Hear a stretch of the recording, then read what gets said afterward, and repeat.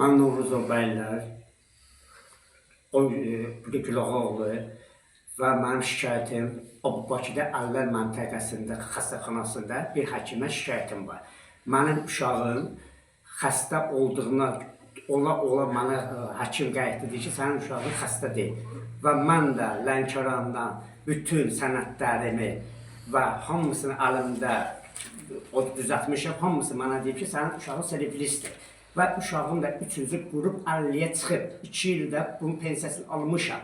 Və sağ olsun cənab prezidentimiz, sağ olsun təhsil nazirimiz və uşağım üçün 3 ildir evə müəllimə ayrılıb. 3 ildir uşağım üçün müəllimə evə gəlib, düz bugünkü günə qədər. Bu da mənim uşağım. Necə xəstə deyilsə və bu sənədlər niyə onda mənə veriblər? Niyə bu həkimlərdən mən keçə-keçə mənə deyir, sənin uşağın xəstədir? Və mən də dövlətdə bir dənə tək mənəm işləyən və plus da bir bacım da 1-ci qrup əlildir. Mənim ötəmdədir. Mənim ötəmdədir. Özüm də dövlətdə işləyirəm. 400 manat maaş alıram. Özüm zibil atanam. Mən necə bu həkimlərə, bu həkim mənə necə bu sənədlərimə baxmaya və məni eşitməyə, mənə deyir, sənin uşağın sağlamdır. Yaxşı, bu uşağım sağlamdırsa, mən bu həkimlər niyə onda bu kağızları mənə verib və kağızlara mənə verib? Niyə mən bu sabezdən bu kağızı almışam? Uşağın, bu da kağızım. Uşağın pensiyaya çıxıb. Hələ də bu sənədlər mənim əlimdədir. İndi çalışıram, təzədən düzəldim uşağımın sənəti. Getmişəm, məni yönəldiblər necə deyək, Bakı Əllər xəstəxana məntəqəsindən getmişəm, yaxınlaşmışam həkimə.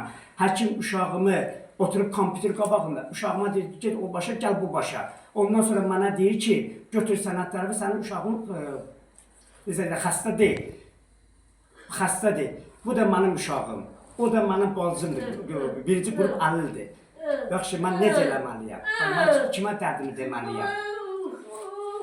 Xahiş edirəm.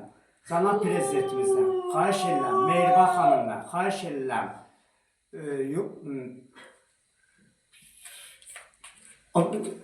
Milli Məclisdə və mənə köməklik göstərir.